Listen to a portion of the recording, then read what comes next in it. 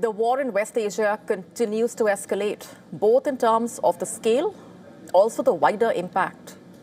In fact, Israel has just approved the call-up of up to 400,000 reservists, while the US is planning to deploy around 3,000 elite troops towards the region. And amid this increased military deployment, Iran has drawn a hard red line. According to Iranian state TV, Tehran has reviewed Donald Trump's peace proposal and deems it excessive. Iran has, in fact, outlined 5 key conditions under which Tehran would consider ending the war. The first condition, calling for an immediate halt as far as all attacks and targeted assassinations are concerned. Tehran is also demanding guaranteed and clearly defined compensation for war damages and reparations. That's not all. It insists on a comprehensive end to the conflict across all fronts, along with international recognition and firm guarantees of its sovereign rights over the Strait of Hormuz. Iran has further made it clear that it will not allow the United States or Trump to dictate the timing of the war's conclusion, maintaining that the conflict will end only on its own terms. So that's a red line, and only when its conditions are fully met. That's not all. In a significant message to Washington, Iran is not just denying talks. Rather, Iran's military saying the United States is trying to rebrand failure as diplomacy, and warning that the era of empty promises is over. Listen to this.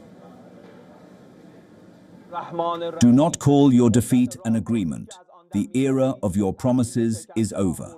Today, there are 2 fronts in the world, truth and falsehood, and any free seeker of truth will not be deceived by your media waves. Has the level of your internal discord reached the point where you are negotiating with yourselves?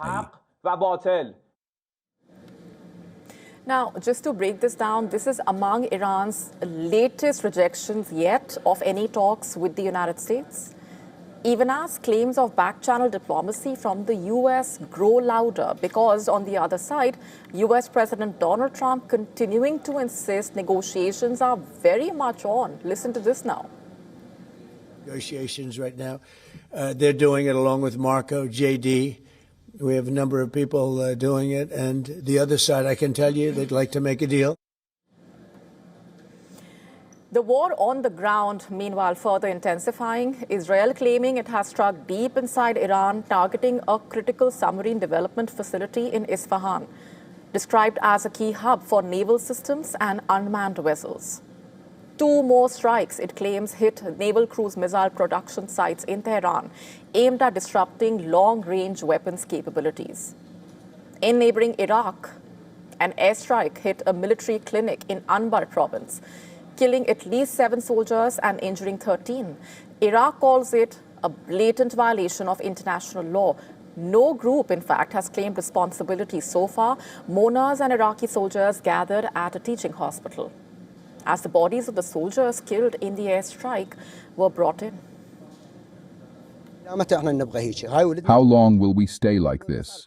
We are losing our sons every day.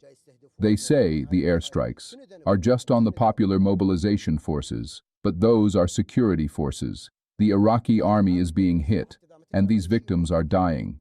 What did they do to deserve this? What did they do to deserve this?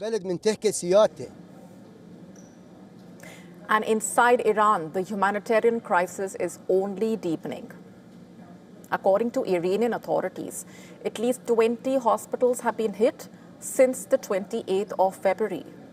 Those are the numbers on your screen, just to look at the region. 9 reportedly partially or fully out of service, including Tehran's Gandhi Hospital, which has shut down completely.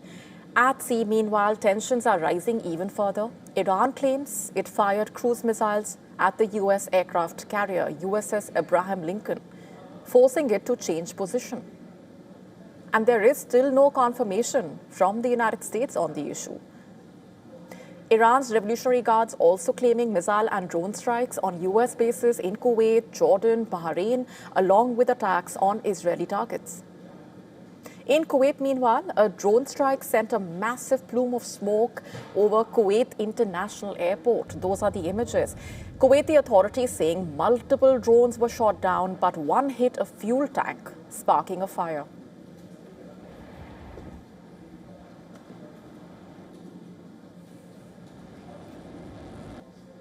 And according to a British think tank, the first 2 weeks of the war have come at a staggering cost.